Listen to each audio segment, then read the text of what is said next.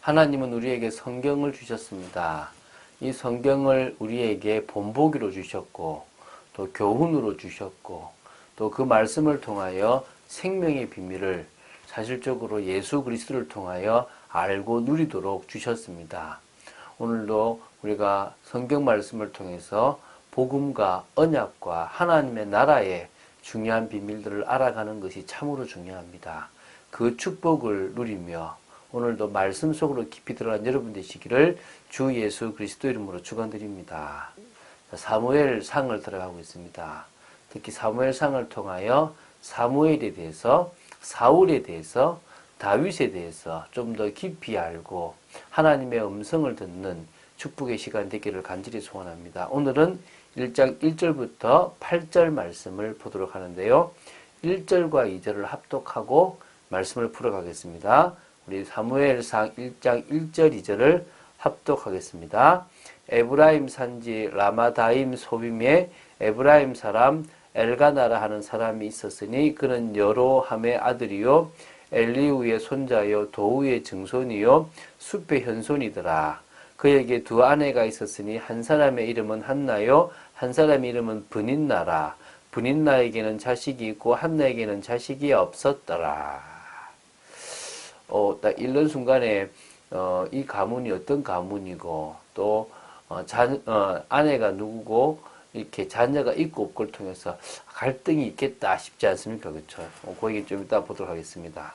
자, 사무엘상은 총 3부로 되어 있다고 말씀드렸습니다.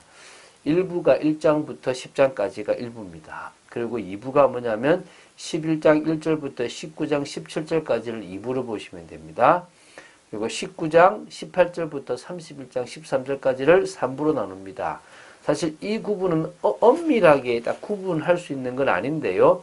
핵심 인물이 사무엘, 또 사울, 다윗이기 때문에 이 세 사람이 차지하는 그 비중을 따라서 이렇게 구분했다고 보시면 됩니다. 자, 1부를 먼저 볼까 아닙니까? 1부는 1장부터 10장까지인데 다시 1장부터 10장을 3개로 나눌 수가 있습니다. 뭐냐면 자, 이 이스라엘 최후의 사사인 사무엘의 등장에 대해서 다루는 1장 1절부터 4장 1절까지 내용이 있습니다. 그래서 사무엘이 어떻게 등장했는가, 어떤 인물인가에 대해서 조금 나오겠고요. 그리고 민족의 어떤 지도자로서의 사무엘의 사역에 대해서 다루는 부분이 중반부인데요. 그게 4장 1절부터 7장 17절까지입니다. 또 이스라엘의 왕정을 열게 됐던 배경에 대해서 다루는 게 8장 1절부터 10장 27절입니다. 이렇게 세 파트로 나눌 수 있거든요. 그래서 이제 우리는 오늘 이제 사무엘에 대한 이야기를 볼 건데 1장 1절부터 2장 11절까지에서 사무엘의 출생, 또 사무엘의 사무엘의 어떤 배경적인 부분들, 또 일련의 여러 사건들을 지금 기록하고 있습니다. 오늘 이제 1절부터 8절을 먼저 보잖아요. 이 사무엘의 가계도를 좀 보고 있고요. 또 사무엘이 태어나기 전에 그 가정의 배경들을 좀 보고 있습니다. 좀 참고하시는 부분들이니까 쉽게 편하게 넘어갈 수 있으면 좋겠습니다. 먼저 1절과 2절을 제가 보겠습니다. 자, 사무엘의 아버지에 대한 어떤 계보가 좀 나오죠. 엘가나입니다.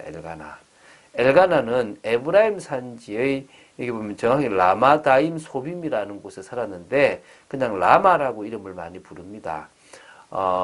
이게 이제 에브라임 그 사람이라고 되어 있는데 이 에브라임 산지 안에 한 어떤 곳인데요. 근데 에브라임 지파는 아닙니다. 여기 보면 여로함의 아들이고 엘리후의 손자요, 도후의 증손이요. 그다음에 그리고 숲의 현손으로 이렇게 표현되고 있습니다. 그러니까 이렇게 보니까 모르잖아요, 그죠? 역대상 6장 26절부터 28절과 33절부터 38절을 참고하면 엘가나는 레위의 자손이라는 것을 알 수 있습니다. 그래서 에브라임 지파 사람이 아닌 거죠. 그러니까 저는 에브라임 사람이면 사무엘이 어떻게 성전에서 잠을 자고 이렇게 제사를 지낼 수 있었지라고 그랬거든요. 옛날에 처음에 제가 뭐 신학을 하기 전에 신학을 해보니까 역시 이 에브라임이라는 지파에 흩어져 살았던 그런 뭡니까? 레위 사람이었다는 부분이 나온다는 거죠. 그래서 이 나중에 그 홈리와 비느하스는 누구냐면 엘리의 아들들이거든요. 이들이 나중에 하나님 앞에 잘못된 일을 이제 좀 어떻게 보면 너무 이렇게 뭐 범죄하고 이런 것 때문에 나중에 이렇게 특수하게 이렇게 사망하는 경우가 나옵니다.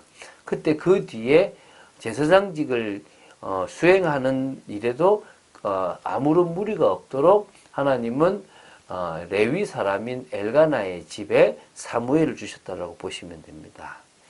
자, 그리고 엘가나라는 뜻은 하나님의 소유자라는 그런 뜻이 있고요. 그에게는 두 아내가 있었습니다. 일부 일처제인데도 어떤 의미에서는 일부 다처가 좀 허용되기도 했던 것 같아요. 그래서 한 사람은 한나고 다른 한 사람은 누구요? 분인나입니다. 한나의 어원은 이게 다음에 은총을 입은이란 의미를 가지고 있고요. 분인나는 다산의 기름진 의미를 가지고 있습니다. 그러니까 사랑을 받은 여인은 한나인데 자식이 없었고, 좀 사랑을 받지 못한 분인나는 자식들이 많았답니다. 4명 이상이었다고 보는 것 같아요. 자, 어쨌든 그 원어를 찾아가 보면요. 자, 3절부터 6절까지를 보겠습니다. 자, 여기 보면, 이 엘가나가 매년 자기 성읍에서 나와서 성막이 있는 실로에 올라가서 만군의 여호와께 예배를 드리고 제사를 드렸다고 나옵니다. 자, 이 말은요, 엘가나가 매년마다 실로에 올라간 이유를 보아야 되겠죠. 모세의 율법에 이스라엘의 모든 성인 남자는 3대 절기, 뭐죠? 유월절, 맥추절, 초막절 때 꼭 하나님의 성막으로 나와서 제사를 드려야 한다라고 기록되어 있습니다. 이게 출애굽기 23장 17절이거든요. 이 율법은 여호수아가 죽고 난 이후 사사시대를 거치면서 제대로 지켜지지 않았다고 봅니다. 엘가나가 살던 사사시대 말기 당시에도 이스라엘 백성들의 대부분은 하나님 율법을 제대로 안 따랐다고 보시면 됩니다. 자기 마음에 원하는 대로 불경건한 생활들을 했다고 보시면 되거든요. 그러니까 매년 3대 절기마다 하나님께 제사를 드리기 위해서 실로로 올라가는 엘가나의 신앙은 확실한 신앙이었다고 보시면 되겠죠. 자, 그리고 엘가나가 제사를 드리고 나면 제물의 분깃을 가족들에게, 자녀들에게 나눠주거든요. 이 제물을 나눠주는 그 분깃이 화목 제물 가운데서 여호와께 속한 어떤 기름, 간에 덮인 꺼풀과 콩팥, 제사장에 속한 가슴과 우편 뒷다리를 제외한 나머지 전부를 나눠줬다고 생각하면 됩니다. 이 레위인들은 일반인들이 이렇게 제물로 드린 것을 나눌 수가 있었거든요. 분깃을 나누었다는 것은 제사에 참여한 사람들이 제사 후에 이 몫을 함께 먹었다는 의미입니다. 제가 가만히 생각해 보니까 이런 것들이 우리나라에도 좀 있는 게, 우리도 제사를 지내고 나면 음식을 먹었잖아요.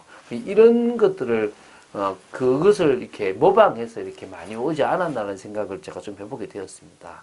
식사가 기쁨이 돼야 되는데 엘가나가 준 것은 아내 분인나에게나 한나에게나 다 기쁨인데 오히려 시기가 되는 부분들이 된 겁니다. 이유가 뭐냐면 분인나와 자식들에게 먹을 것을 주었으면 한나는 혼자인데 갑절을 준 겁니다. 그러니까 이 분인나가 화가 났겠죠. 그 이유가 엘가나가 자식을 못 낳는 한나를 사랑했다는 겁니다. 그러니까 근데 여기서 여호와께서 한나로 임신하지 못하게 했다 그러잖아요. 그런데 이제 분인나는 엘가나가 한나한테 더 사랑하고 한나한테 더 많은 걸 주기 때문에 화가 나서 그를 자꾸 격분시킨 거죠. 뭐 이럴 수 있겠죠. 애도 못 낳는 게 아이고 먹기는 많이 먹는다. 아니면 애는 못 낳는데 그래 많이 먹어라. 뭐 이렇게 뭐 격분케 했을 수 있겠죠. 자, 이게요. 그 7절 8절 보는데 매년마다 계속되었다고 보시면 됩니다. 한나가 여호와의 집에 올라갈 때마다 남편 엘가나는 한나한테는 갑절을 주고 분인나한테는 그들이 먹을 만큼을 줬다고 보시면 됩니다. 그러니까 분인나가 자꾸 격분시킨 겁니다. 그러니까 아예 울고 먹지를 못한 겁니다. 근데 그 남편이 한나를 위로하는 거죠. 한나여 어찌하여 울며 어찌하여 먹지 아니하며 어찌하여 그대의 마음이 슬프냐 내가 그대에게 10아들보다 낫지 아니하냐. 좀 많이 사랑했는 것 같아요. 한나가 이뻤는 것 같아요. 자, 여기서 좀 알 수 있는 게 고대 사실 근동에서 아이를 출산하지 못하는 여인에 대해서 일반적으로 남편들은 되게 홀대를 하고 이혼을 당할 수도 있거든요. 근데 자식을 낳지 못한 한나가 이 엘가나의 사랑을 받고 이 배려와 위로를 받았다는 것은요, 엘가나가 참 많이 한나를 사랑했다는 뜻입니다. 근데 이게 오히려 갈등의 원인이 되고 참 안타까움이 되죠. 아내가 둘이 있는 것도 갈등의 원인일 거고, 또 한나가 임신하지 못하는 것 자체가 사실 여호와께서 막으셨다는 건데, 그것은 한나의 뭔가 잘못이 있든지 아니면 한나의 계획이 있는 걸로 보이죠, 그죠? 근데 이런 갈등이 오히려 한나를 하나님 앞에 서게 만들었습니다. 자녀를 왜 낳는지에 대한 이유를 깨닫게 된 거죠. 우리는 그건 이제 내일 좀 보려고 하는데요. 그래서 한나가 사무엘을 나시린으로 드릴 수 있었던 것 자체가 그런 배경이 된다고 보시면 됩니다. 우리의 삶에도 일어나는 문제를 하나님이 왜 그렇게 하시는지 이유를 깨달은다면 축복이 될 수 있는 겁니다. 여러분 그렇게 되기 바랍니다. 3년 동안 하나님이 우리에게 은혜를 주시고 주시지 않는 것들을 살펴보면 우리가 그 속에서 갱신할 것들이 있고 나아갈 것들이 있다고 믿습니다. 저는 하나님 앞에 더 서려고 합니다. 저의 부족함과 연약함을 주님 앞에 내려놓고 또 어떨 때는 회개할 것은 회개하고 돌아설 것은 돌아서려고 합니다. 정말 하나님께서 저를 통하여 참빛교에 붙지 않는 일이 생겨서는 안 되겠죠. 저는 그런 축복의 사람, 저를 통하여 하나님께서 참빛교에 역사하실 수밖에 없는 그런 축복의 사람이 되기를 간절히 소원합니다. 하나님을 기쁘시게 하는, 하나님의 뜻을 이루는 그런 저희들 되기 원합니다. 정말 우리가 이 시대에 어린아이가 떡을 구하나 떡을 줄 수 없는 시대가 됐던 이 시대에 우리만이라도 올바른 복음운동, 올바른 선교운동을 해야 될 줄로 믿습니다. 그런 축복을 누리는 저와 여러분 되시기를 주 예수 그리스도 이름으로 기도드립니다. 주는 그리스도시요 살아계신 하나님의 아들심을 고백합니다. 이제 사무엘 상을 봐나갑니다. 아버지 하나님, 사무엘의 가정과 가문을 보면서 어느 집이나 생길 수 있는 문제들을 봅니다. 그 문제에 우리가 속지 않고 오히려 하나님의 뜻과 계획을 발견할 수 있는 축복이 있기를 간절히 소원합니다. 지켜주시옵소서. 은혜를 주시고 모든 문제를 축복으로 바꿀 만큼 믿음의 사람으로 저희들을 세워주실 줄로 믿습니다. 주 예수 그리스도 이름으로 기도드립니다. 아멘.